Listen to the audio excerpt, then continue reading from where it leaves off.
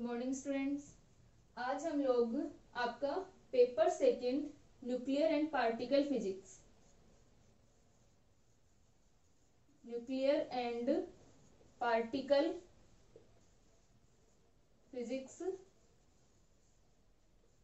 कि आपका paper second है वो स्टार्ट कर रहे हैं। ठीक है, आपका जो पेपर फर्स्ट था क्वांटम मैकेनिक्स एंड स्पेक्ट्रोस्कोपी, इसके अंदर आपकी 4 यूनिट थी। ठीक है, जिसमें से हम लोगों ने 3 यूनिट पढ़ी थी। 3 यूनिट में हमने फर्स्ट चैप्टर छोड़ा था आप लोगों का। ठीक है, और जो हमारी बाकी की यूनिट्स हैं इनके अंदर हमारा एक 4th यूनिट आपकी बाकी है। ठीक है, और जो यूनिट हमने पढ़ी हैं उनके अंदर कोई टॉपिक अगर छूटे हैं तो उन्हें हम बाद में कवर कर लेंगे। ठीक है, तो उनको लेकर के टेंशन मत करना। और जो हमारी यूनिट 4th है, यूनिट 4th के अंदर आपके स्पेक्ट्रोस्कोपी है, हाइड्रोजन स्पेक्ट्रम। ठीक है, हाइड्रोजन स्पेक्ट्रम में जो हमारी लाइन मिलती है बामर लाइमन। ठीक है, तो ये इसके बारे में, हाइड्रोजन स्पेक्ट्रम के बारे में, और बाकी स्पेक्ट्रोस्कोपी उसकी एब्जॉर्प्शन स्पेक्ट्रम, इमिशन स्पेक्ट्रम, उनके बारे में है। ठीक है, तो आपके इसमें थ्योरेटिकल पोर्शन भी है और कुछ चीजें आपकी पढ़ी हुई हैं, तो हम लोग इसको क्लास में करेंगे बाद में। तो अभी मैंने यूनिट 4 छोड़ी है क्योंकि थ्योरेटिकल पोर्शन ज्यादा है इसके अंदर। ठीक है, और जो आपका फर्स्ट चैप्टर है इसे भी हम बाद में यूनिट 4 के साथ में कवर कर लेंगे, और कुछ टॉपिक आपके इनमें से हो सकता है बचे हुए हों तो उन्हें भी हम बाद में पढ़ेंगे। ठीक है, तो बाकी जो क्वांटम का आपका पार्ट हो चुका है उसे पढ़ लें, और अब हम साथ में आपके न्यूक्लियर एंड पार्टिकल फिजिक्स जो कि आपका पेपर सेकंड है उसे स्टार्ट कर रहे हैं। ठीक है, क्वांटम मैकेनिक्स का जो भी पार्ट बचा है उसे हम साथ में कर लेंगे या इसके बाद भी कर लेंगे। ठीक है, तो अभी हम न्यूक्लियर एंड पार्टिकल फिजिक्स को स्टार्ट कर रहे हैं। ठीक है, तो आपकी जो क्वांटम का जो पार्ट मैंने छोड़ा है वो अपन क्लास में करेंगे तो ज्यादा बेटर रहेगा, क्योंकि कुछ चीजें आपकी पढ़ी हुई है उनमें से। अब आपका जो न्यूक्लियर एंड पार्टिकल फिजिक्स है इसकी जो यूनिट फर्स्ट है, यूनिट फर्स्ट में सबसे पहले आपके है टॉपिक जो फर्स्ट है discovery of nucleus. Discovery of nucleus, क्योंकि हम न्यूक्लियर फिजिक्स पढ़ रहे हैं तो सबसे पहले आपका क्या आएगा, डिस्कवरी ऑफ न्यूक्लियस, नाभिक की खोज के बारे में। ठीक है, नाभिक की खोज में हम पढ़ेंगे रदरफोर्ड स्कैटरिंग, यानी रदरफोर्ड का जो मॉडल था या रदरफोर्ड के जो पोस्टुलेट्स थे उनको हम पढ़ेंगे। डिस्कवरी ऑफ न्यूक्लियस में आप लोगों ने पढ़ा होगा जे थॉमसन का परमाणु मॉडल। ठीक है, वहां पर कि सबसे पहले एटम का जो डिस्कवरी हुई थी। ठीक है, एटम की डिस्कवरी में जे थॉमसन का परमाणु मॉडल आप लोगों ने पढ़ा होगा। उसके बाद में रदरफोर्ड का परमाणु मॉडल था, तो वहां से जब रदरफोर्ड का स्कैटरिंग या रदरफोर्ड परमाणु मॉडल आता है तो वहां पर न्यूक्लियस की डिस्कवरी आती है। ठीक है, न्यूक्लियस डिस्कवरी में कि ये जो एटम है उसका का सारा जो धनावेश है या जो द्रव्यमान है वो कहाँ पर केंद्रित होता है, एक छोटी सी रेंज के अंदर 10⁻⁻15 मीटर के अंदर, यानी जो अल्फा पार्टिकल्स थे। ठीक है, अल्फा पार्टिकल्स के स्कैटरिंग से यहाँ पर ये पोस्टुलेट्स दिए गए थे कि जो न्यूक्लियस है या फिर हम कहें कि एटम का जो द्रव्यमान है वो क्या होगा, एक छोटे से आयतन के अंदर या छोटे से रेंज के अंदर केंद्रित होगा, सेंटर्ड होगा, और उसकी रेंज क्या थी 10⁻⁻15 मीटर, और ये क्या था, एटम का न्यूक्लियस था। ठीक है, तो जो रदरफोर्ड का मॉडल था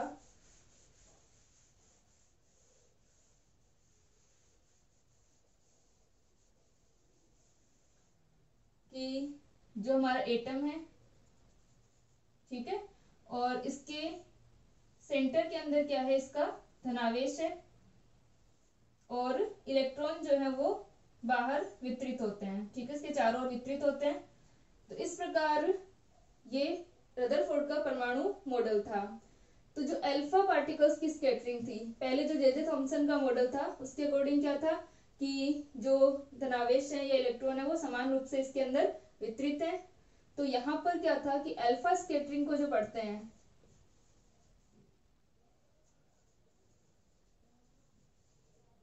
ठीक है, रदरफोर्ड की स्कैटरिंग जैसे आप लोगों की पढ़ी हुई होगी तो अल्फा स्कैटरिंग के अंदर की जो उसकी गोल्ड फॉइल ली गई थी, ठीक है, गोल्ड फॉइल से उच्च ऊर्जा के जो अल्फा पार्टिकल्स थे, हाई एनर्जी अल्फा पार्टिकल्स, उनको क्या करवाया गया था, उनकी बौछार की गई थी।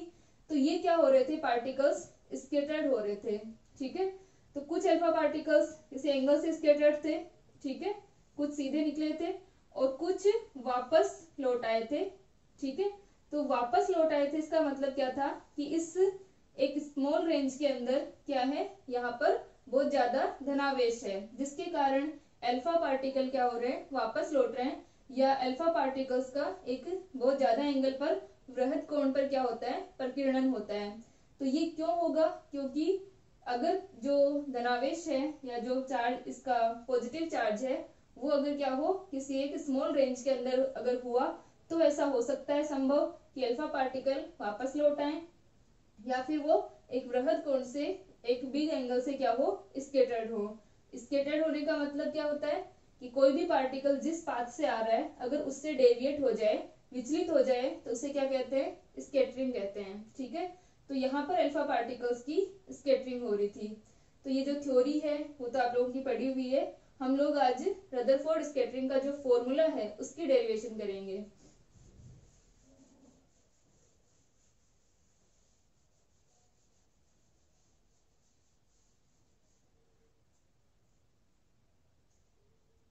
ठीक है, तो सबसे पहले हम पोस्टुलेट्स लिखें रदरफोर्ड स्कैटरिंग के।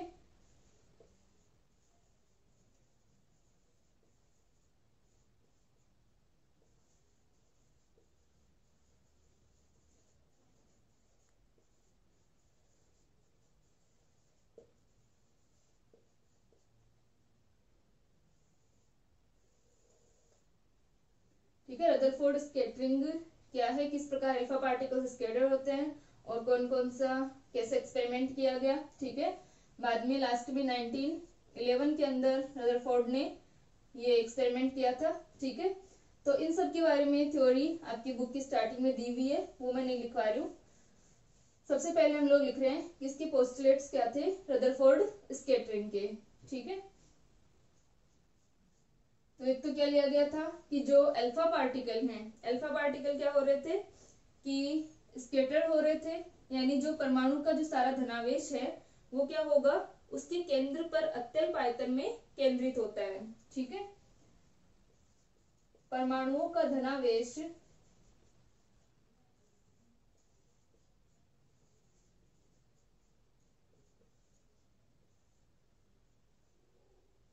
धनावेश उसके केंद्र पर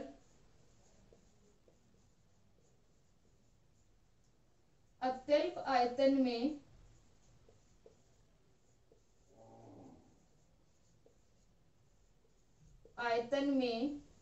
केंद्रित होता है, ठीक है।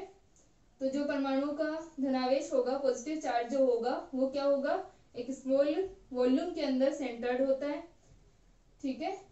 और जिसे क्या कहते हैं, जहां पर ये आयतन जो है सेंटर्ड होगा, जिसे क्या कहते हैं, नाभिक कहते हैं।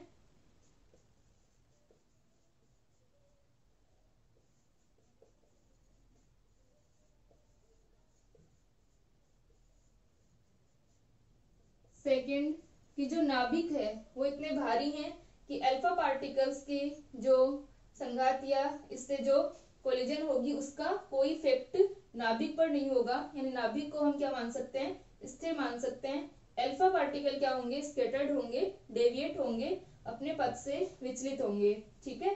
तो सिर्फ अल्फा पार्टिकल पर इफेक्ट पड़ेगा, नाभिक क्या रहेगा, स्थिर रहेगा, ठीक है। तो नाभिक भारी होगा और नाभिक क्या रहेगा, स्थिर रहेगा, ठीक है। तो हम लिख सकते हैं कि अल्फा कणों के द्रव्यमान की तुलना में, अल्फा कणों के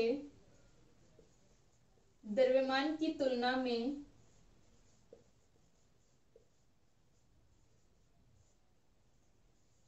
में नाभिक कितना भारी होते हैं,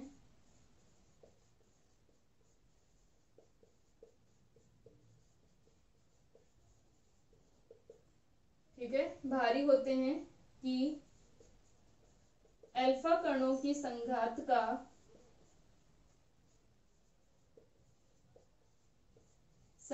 का नाभिक पर कोई असर नहीं पड़ता।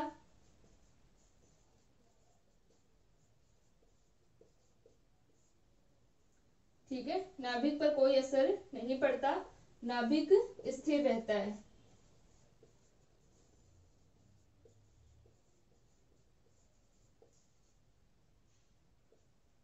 ठीक है, थर्ड था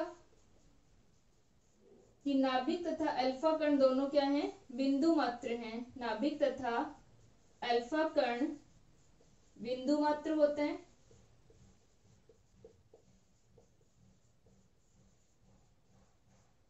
ठीक है, और फोर्थ था कि जो अल्फा कण है उसके ऊपर जो हम कूलम्ब फोर्स देखेंगे वो ओनली किसके कारण है, नाभिक के कारण, न्यूक्लियस के कारण है। इलेक्ट्रॉनों का जो इंटरेक्शन होगा उसको कंसिडर नहीं किया गया है। ठीक है, ये लिख लें।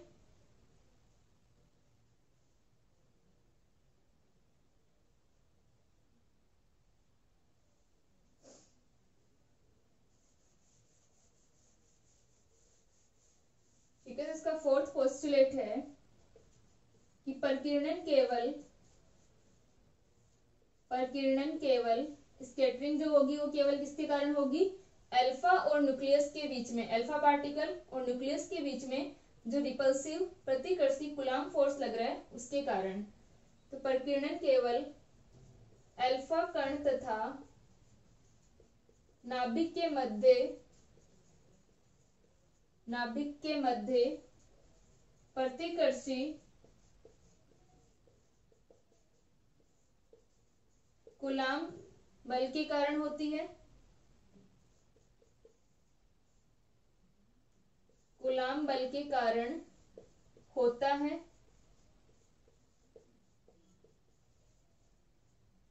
इलेक्ट्रॉनों का प्रभाव नगण्य होता है। इलेक्ट्रॉनों का प्रभाव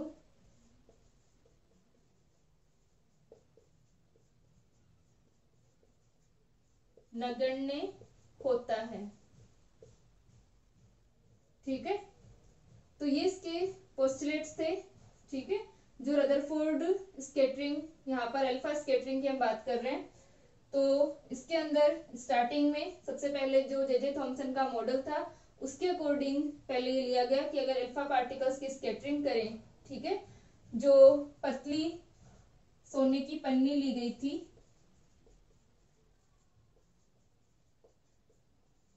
वहां पर क्या करवाया गया था, जो अल्फा पार्टिकल्स है उनकी बौछार, ठीक है, और उससे ये देखा गया था कि अल्फा पार्टिकल स्कैटर्ड होते हैं। तो थॉमसन का जो मॉडल था उसके अकॉर्डिंग तो क्या होना चाहिए था कि अल्फा पार्टिकल 1 डिग्री से कम कोण के अंदर स्कैटर्ड होने चाहिए। ठीक है, लेकिन अल्फा पार्टिकल की जो स्कैटरिंग होती है उनका स्कैटरिंग एंगल ज्यादा होता है। ठीक है, वृहद कोण पर भी ये स्कैटर्ड होते हैं और कुछ अल्फा पार्टिकल वापस लौट आते हैं। ठीक है, तो इसके लिए फिर जो रदरफोर्ड के बाद में गाइगर और मार्सडेन जो थे उन्होंने एक्सपेरिमेंट किया था और वहां पर उन्होंने हाई डेंसिटी की ये सोने की पन्नी जो थी, ठीक है, गोल्ड फॉइल को लिया था। उसके बाद में 1911 में रदरफोर्ड ने वापस इसके बारे में जो अल्फा पार्टिकल्स की स्कैटरिंग होती है उसके बारे में बताया कि अगर जो न्यूक्लियस है या एटम का जो पॉजिटिव चार्ज है अगर वो 10⁻⁻15 यानी एक स्मॉल वॉल्यूम के अंदर क्या हो, सेंटर्ड हो, तो अल्फा पार्टिकल की इस प्रकार की स्कैटरिंग हो सकती है। तो उसके ये पोस्टुलेट्स थे। ठीक है, तो स्टार्टिंग की थ्योरी एक बार पढ़ लेना बुक में से। हम लोग यहाँ पर स्कैटरिंग फॉर्मूला की डेरिवेशन करेंगे, इसलिए मैंने ये पोस्टुलेट्स लिखवाए आपको। ठीक है, अब हम लोग इसकी डेरिवेशन करते हैं कि जो स्कैटरिंग फॉर्मूला आता है हमारे पास में उसके लिए।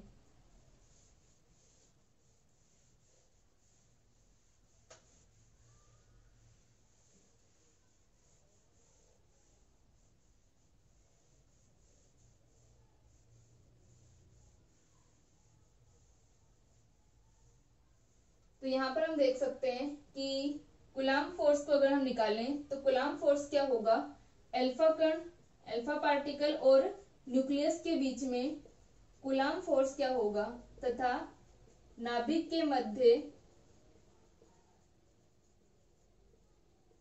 कूलाम बल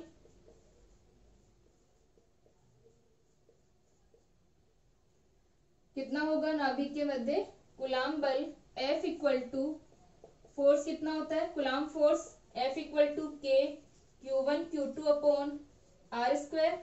ठीक है, तो यहां से हमारे पास में K का मान क्या होता है 1/4πε0। Q1 और Q2 एक पार्टिकल हमारा अल्फा पार्टिकल है और एक क्या है न्यूक्लियस है। न्यूक्लियस का चार्ज कितना हो जाएगा, अगर इसका परमाणु क्रमांक Z है तो इसका न्यूक्लियस का चार्ज कितना Ze हो जाएगा और अल्फा पार्टिकल हमारे पास में कितना होता है 2e होता है। तो हम इसको लिख सकते हैं 2Ze² अपॉन R स्क्वायर। ठीक है, ये हमारे पास में क्या हो गया अल्फा पार्टिकल और न्यूक्लियस के बीच में कूलाम फोर्स है। ठीक है, जहां Z क्या है, जहां Z परमाणु क्रमांक है, एटॉमिक नंबर है।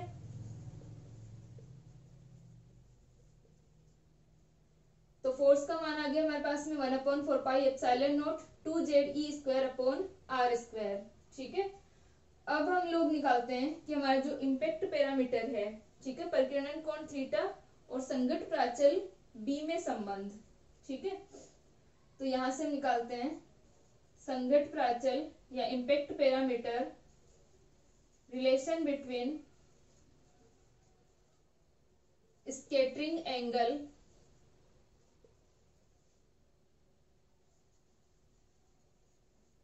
थीटा एंड इम्पैक्ट पैरामीटर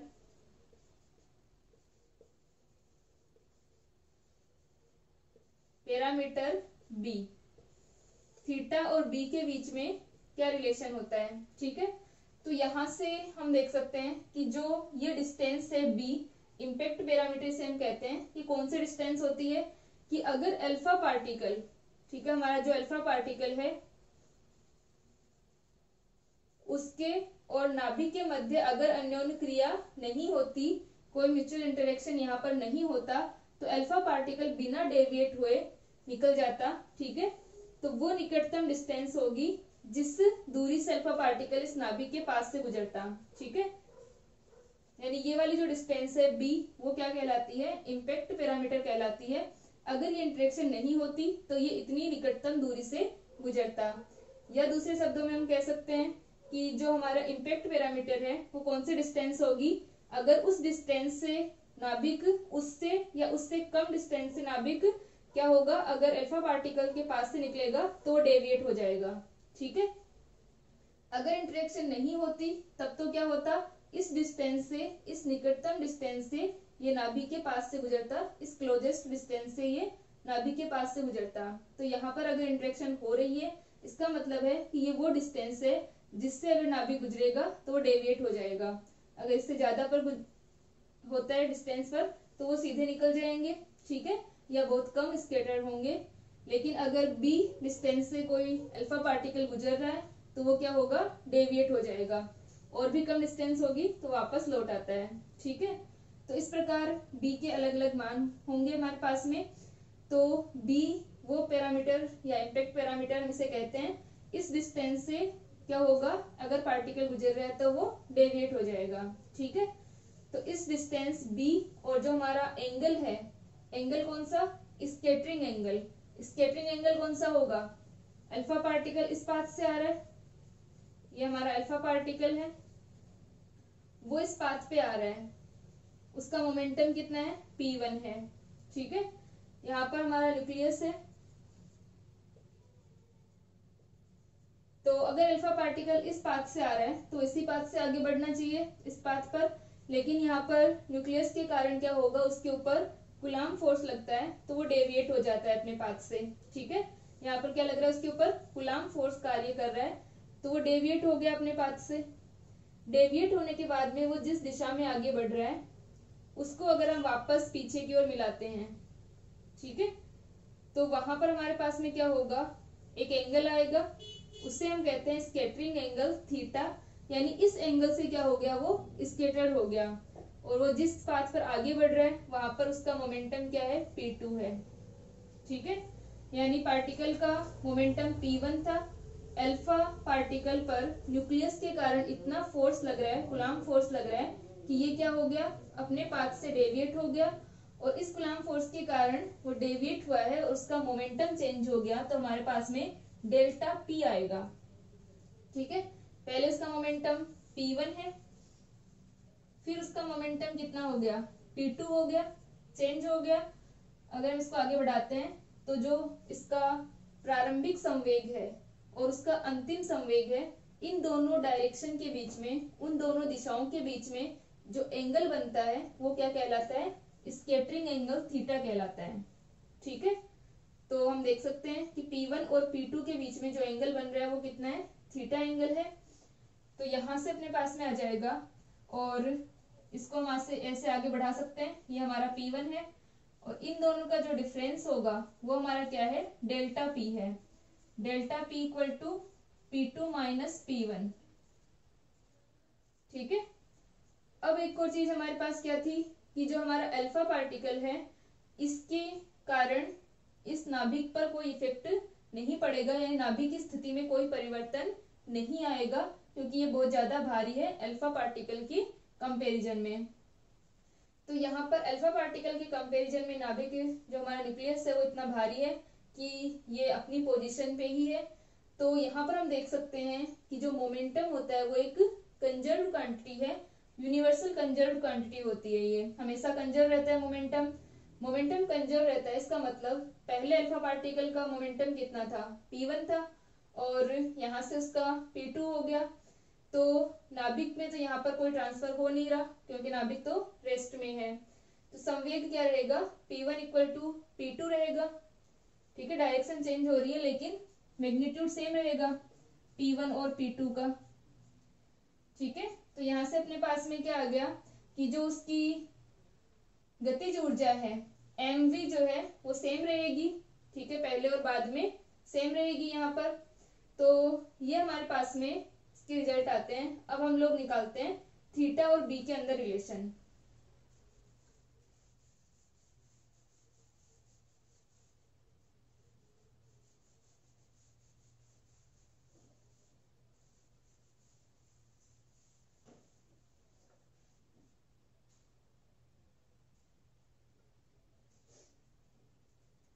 ठीक है, तो हम लिख सकते हैं इम्पैक्ट जो हमारा पैरामीटर है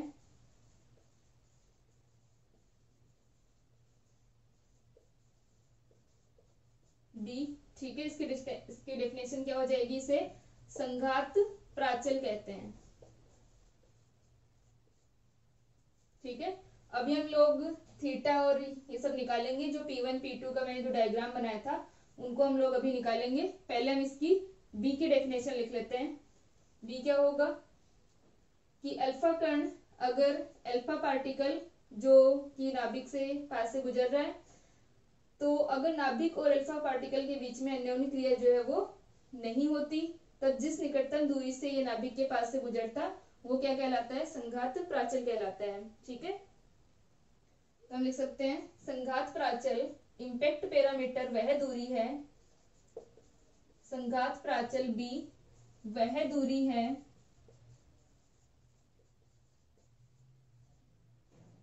जिससे अल्फा कण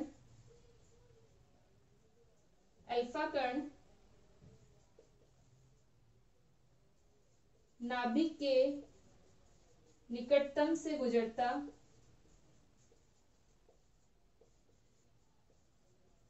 नाभिक के निकटतम दूरी से गुजरता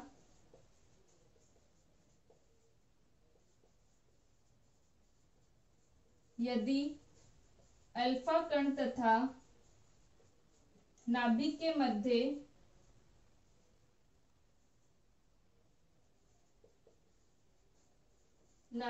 मध्य अन्योन्य क्रिया शून्य होती।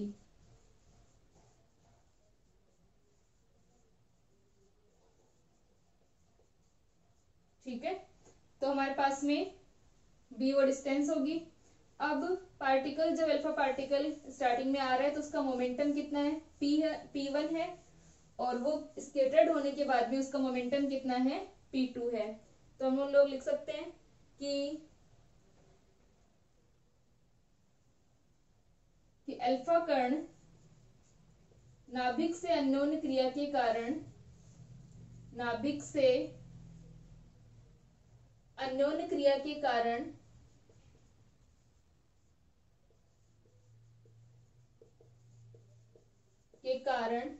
अपने पथ से विचलित हो जाता है,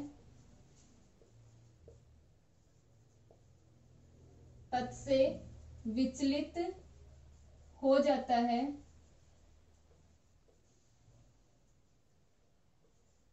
ठीक है, यदि अल्फा कण का प्रारंभिक संवेग कितना है,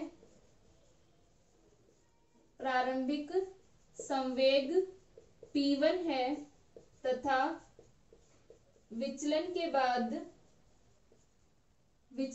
बाद संवेग कितना है, P2 है, तो P1 तथा P2 की दिशाओं के मध्य बनने वाला कोण, दिशाओं के मध्य बनने वाला कोण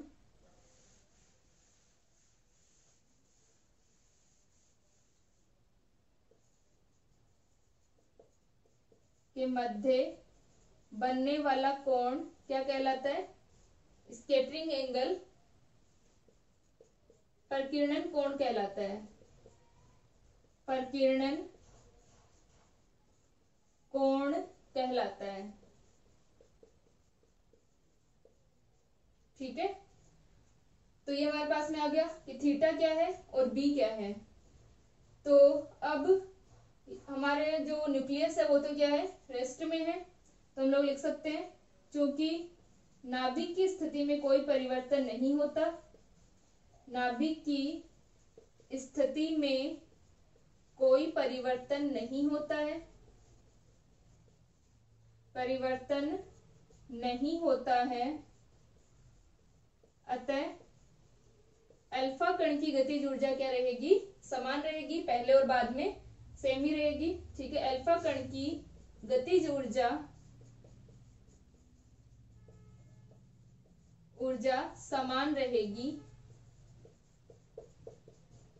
ठीक है, mode of P1 equal to क्या होगा, मोड ऑफ P2 होगा और इक्वल टू mv। तो इसके लिए हम डायग्राम बना सकते हैं कि हमारा जो अल्फा पार्टिकल था वो इस तरह से डेविएट हुआ, तो उसका जो P2 है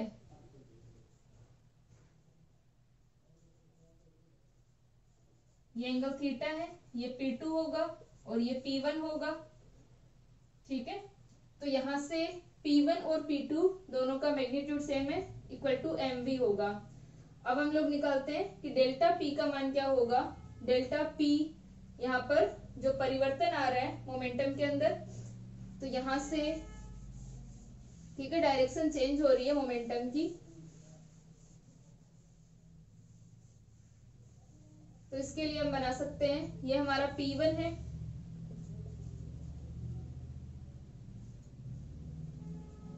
ये हमारा क्या है P2 है और ये एंगल थीटा है।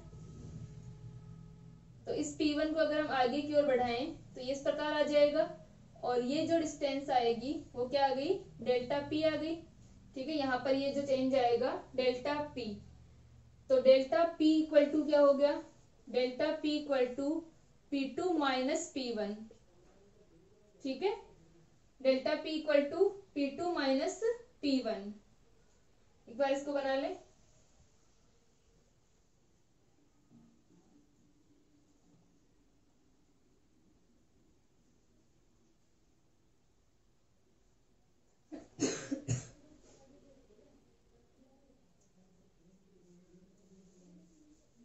तो delta P equal to P2 minus P1, delta P को हम क्या लिख सकते हैं, रूट P1 का स्क्वायर प्लस P2 का स्क्वायर माइनस का 2P1 P2 कोस थीटा। ठीक है, तो यहां से अपने पास में क्या आ गया, P1 का square plus P2 square minus का 2P1 P2 कोस थीटा। ठीक है, और हमारा जो P1 और P2 इक्वल है तो ये हो जाएगा delta P equal to 2P square minus का 2P स्क्वायर कोस थीटा, और इसको हम बाहर ले लें, 2 जो हमारे पास में आ रहा है तो ये हो जाएगा P स्क्वायर, P की वैल्यू क्या होगी, mv होगी, P इक्वल टू mv। ठीक है, और यहाँ पर P का स्क्वायर है तो बाहर क्या आ जाएगा, रूट से बाहर mv आ जाएगा। ठीक है, तो mv को हम बाहर लिख लेते हैं तो ये आ जाएगा 2 1 माइनस कोस थीटा। ठीक है, ये हमारे पास में क्या आ गया, 2 1 माइनस कोस थीटा।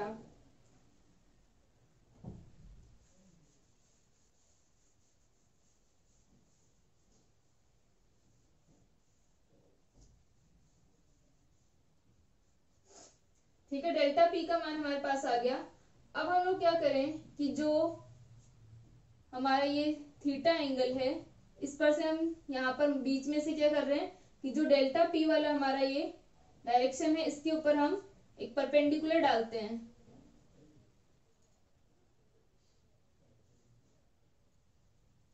ठीक है, ये एंगल कितना बन रहा है, 90 डिग्री। यहाँ पर हमने परपेंडिकुलर डाला, इस पर एंगल कितना बन रहा है, 90 डिग्री। तो ये दोनों एंगल कितने कितने बच जाएंगे, θ/2, और ये वाला भी θ/2। ठीक है, तो ये जो दोनों हमारे पास ट्राइंगल आ रहे हैं, अगर हम ये वाला एंगल निकालना चाहें तो ये वाला एंगल कितना होगा। ठीक है, ये वाला एंगल हमारे पास में कितना आ जाएगा, ये 90 डिग्री है, ये थीटा है, तो ये हमारे पास आ जाएगा π/2 या 90 माइनस θ/2। ठीक है, टोटल हमारे पास में कितना होता है, 180 डिग्री, और एक हमारा कितना है, 90 है, और एक कितना है, θ/2 है। ठीक है, तो जो बाकी का जो बचेगा ये वाला एंगल अगर हमारा थीटा डैश है तो थीटा डैश का मान क्या होगा, 180 माइनस 90 माइनस θ/2। तो 180 माइनस 90 हो गया, π/2 माइनस θ/2, और इसको हम लिख सकते हैं 1/2 पाई माइनस थीटा। तो हमारा जो एंगल आया है यहाँ पर हमने शो किया हुआ है, ये इस प्रकार शो कर रखा है हमने, ये डेल्टा P है। ठीक है, ये हमारा डेल्टा P है, चाहे तो हम इसको यहाँ पर शो कर सकते हैं, हमने इस डायग्राम के अंदर कहाँ शो कर रखा है, यहाँ पर। ठीक है, एक ही बात है, ये वाला चाहे हम यहाँ शो करें या यहाँ पर शो करें। तो ये जो एंगल है डेल्टा P P1 के साथ में कितना बना रहा है, 1/2 पाई माइनस थीटा बना रहा है। ठीक है, और अगर ये 1/2 पाई माइनस थीटा है तो सेम कंडीशन हमारी ऊपर वाले ट्राइंगल के लिए होगी, क्योंकि ये भी 90 डिग्री का ही है। ठीक है, तो यहाँ पर भी हमारा एंगल P2 के साथ में भी डेल्टा P का एंगल क्या होगा, 1/2 पाई माइनस थीटा। P1 के साथ में भी ये वाला एंगल भी और ये वाला एंगल भी 1/2 पाई माइनस थीटा ही होगा। ठीक है, दोनों एंगल हमारे 1/2 पाई माइनस थीटा होंगे। तो आपकी बुक में इस प्रकार डायग्राम बनाया हुआ है, ये हमारा डेल्टा P है। तो डेल्टा P इस प्रकार से हम समझ सकते हैं कि दोनों के साथ में ये 1/2 पाई माइनस थीटा का एंगल बनाएगा। ठीक है, ये हमारे पास में आ गया mv 2 1 माइनस कोस थीटा। अब यहाँ पर हम लोग कोस 2 थीटा का फॉर्मूला लगा दें। कोस 2 थीटा का फॉर्मूला क्या होता है, 1 माइनस 2 साइन स्क्वायर थीटा। ठीक है, 1 माइनस 2 साइन स्क्वायर थीटा होता है, और ओनली कोस थीटा का क्या हो जाएगा, 1 माइनस 2 साइन स्क्वायर θ/2। तो हम लोग कोस थीटा की जगह वैल्यू रख दें, तो कोस थीटा की जगह वैल्यू रखेंगे तो ये आ जाएगा mv रूट 2, और ये 1 माइनस 1 और वो प्लस हो जाएगा 2 साइन स्क्वायर θ/2। ठीक है, तो 1 से 1 कैंसिल, और ये 2 इंटू 2 4 हो गया, तो ये आ जाएगा, रूट से बाहर लेंगे तो 2mv साइन स्क्वायर है तो साइन θ/2। तो ये हमारे पास में डेल्टा P का मान आ गया 2mv साइन θ/2। ठीक है, इसको लिखें,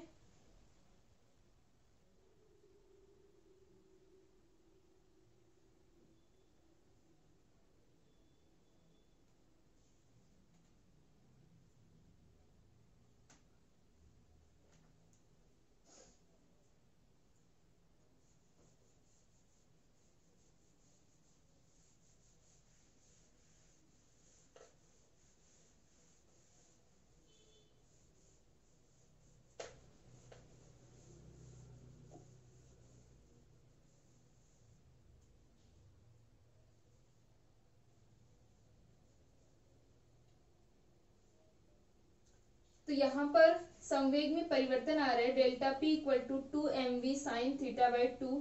और हमें पता है कि अगर संवेग में परिवर्तन आता है यानी इतना फोर्स लग रहा है कि मोमेंटम में हमारा चेंज है डेल्टा पी, तो यहाँ पर क्या होगा, संवेग परिवर्तन के कारण इंपल्स होगा, ठीक है, आवेग आएगा। तो हम लिख सकते हैं इस संवेग परिवर्तन के कारण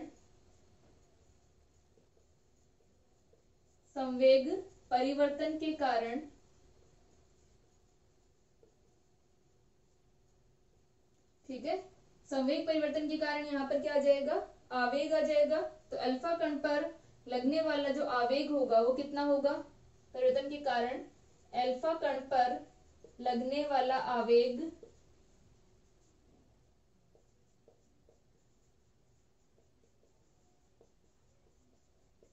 इंपल्स, ठीक है। इंपल्स का मान कितना होगा, इंपल्स क्या होता है, आवेग क्या होता है कि जब कोई लार्ज अमाउंट फोर्स, ठीक है, फोर्स जो हो वो बहुत ज्यादा हो और स्मॉल टाइम के लिए लग रहा हो, लेकिन इतना हो वो फोर्स कि संवेग में क्या कर दे, परिवर्तन कर दे, ठीक है। जब भी कोई फोर्स किसी स्मॉल टाइम पीरियड के लिए लगता है लेकिन वो इतना ज्यादा है वो फोर्स कि वो क्या कर रहा है, संवेग में परिवर्तन करता है, ठीक है, तो वो हमारा क्या कहलाता है, इम्पल्स कहलाता है। F into D T, F dot D T को हम क्या कहते हैं, इम्पल्स, आवेग कहते हैं, ठीक है। तो यहाँ पर अल्फा पार्टिकल के अंदर हम देख सकते हैं कि ये जब इसके पास से गुजरता है तो ये कूलम्ब फोर्स इतना होगा कि इसके मोमेंटम में चेंज आ जाता है, डायरेक्शन में चेंज आ जाता है, ठीक है। तो यहाँ से इसका एग्जाम्पल जैसे हम ये भी देख सकते हैं, जैसे मैकेनिक्स में आप लोग पढ़ते हो कि जब भी हम कोई बॉल को दीवार पर मारते हैं, ठीक है, वॉल से टकराती है तो वापस लौट कर आती है, तो उस स्मॉल टाइम पीरियड के अंदर वहां पर क्या लगता है, उसके ऊपर आवेग लगता है, क्योंकि F इंटू डी टी जो होगा वो क्या कर देगा, इसके संवेग में परिवर्तन, उसकी दिशा में परिवर्तन कर देता है, ठीक है। तो यहाँ पर भी अल्फा पार्टिकल के दिशा में परिवर्तन होगा तो यहाँ पर क्या आएगा, इम्पल्स आएगा, और इम्पल्स कितना हो जाएगा, इंटीग्रेशन F डी टी,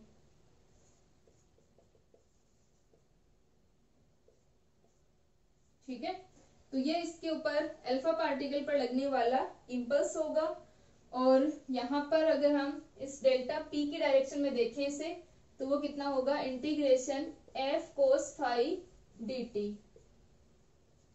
इस प्रकार लग रहा है फोर्स, हमें क्या देखना है, जिस डायरेक्शन में मोमेंटम की ये जो चेंज आ रहा है, ठीक है, या फिर हम बात करें कि जो इसकी फाइनल इस प्रकार जो हमारी डायरेक्शन आई थी, तो इस डायरेक्शन में ये एंगल कितना है, फाई है, तो ये कितना आ जाएगा, डेल्टा पी की डायरेक्शन में कोस फाई आ जाएगा, ठीक है। और कोस फाई इसकी लिमिट क्या होंगी, एक तो ये हमारी जो pi by 1/2 pi minus theta है और ये 1/2 पाई माइनस थीटा है, लेकिन अभी ये टाइम के उसमें है, इंटीग्रेशन में, तो अभी हम लोग टाइम के लिए वो लगाएंगे इसकी limit minus infinity two plus infinity, ठीक है। तो ये हमारा एफ डी टी है, क्या हो गया, इसका इंपल्स हो गया, अल्फा पार्टिकल पर लगने वाला इंपल्स, ठीक है। अब ये जो इंपल्स लग रहा है वो किसके कारण, जो मोमेंटम चेंज है, तो हम लिख सकते हैं F dot D T equal to delta P, ठीक है, integration F dot D T equal to क्या है, डेल्टा पी है। तो यहां से हमारे पास में डेल्टा पी की वैल्यू हमारी क्या थी, delta P equal to 2mv sine theta by 2, ये हम रख दें, integration F D T equal to 2mv sine theta by 2, ठीक है। और एफ डी टी हमारा क्या है, 2mv साइन थीटा बाई 2, और ये है cos phi F cos phi D T, ठीक है। यहां तक हमारे पास में आ गया। अब जो हमारा F cos phi D T है, इस डी टी को हम क्या करते हैं, डी फाई के अंदर चेंज करते हैं। वो कैसे करेंगे, डी टी इक्वल टू हम लिख सकते हैं D T upon D phi dot D phi. अब जो एंगुलर वेलोसिटी होती है, ठीक है, उसका मान कितना होता है, omega equal to D phi upon D T होती है। तो यहां से हम ओमेगा का मान निकाल लेंगे, ठीक है, और फिर D phi upon D T की जगह 1 अपॉन ओमेगा लिख देंगे, D T upon D phi की जगह, ठीक है। तो वहां से हमारे पास में ये वैल्यू आ जाएगी और ये हमारा d5 में चेंज हो जाएगा। ठीक है, इसको लिखें।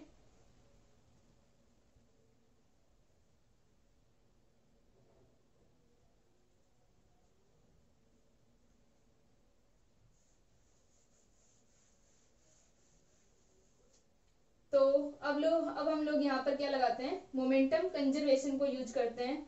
तो हम लिख सकते हैं संवेग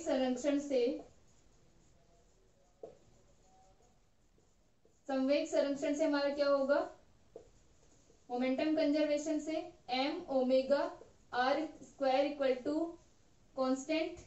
ठीक है, ये क्या रहेगा, संवेग जो है वो कंजर्व्ड है, तो ये जो m ओमेगा r स्क्वायर है हमारा कोणीय जो संवेग है, ठीक है, यहाँ पर कोणीय संवेग, तो ये कितना होगा, कांस्टेंट होगा, इसकी वैल्यू mvb। ये हमारी जो m ओमेगा r स्क्वायर है, r और रेंज है कंप्लीट, जो इसकी न्यूक्लियस यहाँ पर क्या आएगी, रेडियस जो आएगी। ठीक है, और b क्या है हमारा, वो पैरामीटर है, इम्पैक्ट पैरामीटर है, यानी जिस डिस्टेंस से ये गुजरता है और क्या होगा, डेविएट होता है। ठीक है, जिस निकटतम दूरी से ये नाभिक से गुजरता है। तो अगर हम इस डिस्टेंस पर और इस डिस्टेंस पर बात करें तो न्यूक्लियस का जो अल्फा पार्टिकल का जो मोमेंटम है वो कंजर्व्ड है, सेम ही रह रहा है, तो ये कांस्टेंट रहेगा चाहे हम यहाँ पर कोई सी भी डिस्टेंस लें। ठीक है, तो m omega r square equal to mvb होगा, ये एंगुलर मोमेंटम है। तो यहाँ से ओमेगा इक्वल टू कितना आ जाएगा, mvb अपॉन mr स्क्वायर या vb अपॉन r स्क्वायर। तो 1 अपॉन ओमेगा का मान कितना आ गया, 1 अपॉन ओमेगा इक्वल टू आ गया vb upon r square upon vb। ठीक है, ये आ गया हमारे पास में r स्क्वायर अपॉन vb आ गया, और 1 अपॉन ओमेगा क्या है, dt अपॉन d फाई है। ठीक है, तो हम रख देंगे इसके अंदर जो हमारा फॉर्मूला था, 2mv sine theta by 2 equal to integration f cos phi, और ये हो जाएगा dt बाई डी फाई का मान तो आ गया r स्क्वायर अपॉन vb, और साथ में डी फाई। अब डी फाई की लिमिट क्या होंगी, p1 से p2 तक माइनस का 1/2 पाई माइनस थीटा, और ये हो जाएगा प्लस का 1/2 पाई माइनस थीटा। ठीक है, एंगल अगर हम यहाँ पर जीरो ले इसका रेफरेंस पॉइंट, तो ये माइनस में और ये आगे वाला हमारा क्या हो जाएगा, प्लस में हो जाएगा। ठीक है, तो ये इसकी लिमिट आ गई, इसको रख दे। तो ये आ जाएगा 2mv sine theta by 2 equal to f, इसको सबको बाहर ले सकते हैं हम, r स्क्वायर vb को, तो ये तो बाहर आ जाएगा r स्क्वायर अपॉन vb, और इंटीग्रेशन ये f भी बाहर आ जाएगा, इंटीग्रेशन किसका होगा, कोस फाई डी फाई का, और लिमिट है हमारी माइनस का 1/2 पाई माइनस थीटा प्लस का 1/2 pi minus theta. Cos phi का इंटीग्रेशन साइन फाई, तो 2mv sine theta by 2 equal to r square upon vb into F, और कोस फाई का इंटीग्रेशन साइन फाई, और limit है हमारी minus का 1/2 pi minus theta, और ये हो जाएगा प्लस का 1/2 पाई माइनस थीटा। इसको हम लिख सकते हैं 2mv sine theta by 2 equal to r square upon vb into F, और ये हो जाएगा, एक बार हम साइन ये रखेंगे 1/2 पाई माइनस थीटा, एक बार माइनस का 1/2 पाई माइनस थीटा रखेंगे, और साइन के अंदर अगर माइनस का होगा तो बाहर आ जाता है हमारा, तो ये हो जाएगा 2 साइन फाई की जगह क्या है, pi by 2 minus theta by 2, 2 को अंदर ले लिया हमने, तो sine pi by 2 minus theta by 2 कितना हो जाएगा, कोस में चेंज हो जाएगा, 2mv sine theta by 2 equal to r square upon vb f cos theta by 2। ठीक है, ये हमारे पास में आ गया, तो इसको हम लिख सकते हैं साइन थीटा बाई 2, उसको उधर ले जाएं, तो 2mv square b upon r square f equal to cot theta by 2। ठीक है, तो ये हमारे पास रिलेशन निकल कर आता है। तो इसको भी यहाँ तक कर लें। नेक्स्ट लेक्चर में हम इसको कंटिन्यू करते हैं। अभी हमें इसका स्कैटरिंग फॉर्मूला निकालना है, ठीक है। तो अभी इसको यहाँ तक कर लें।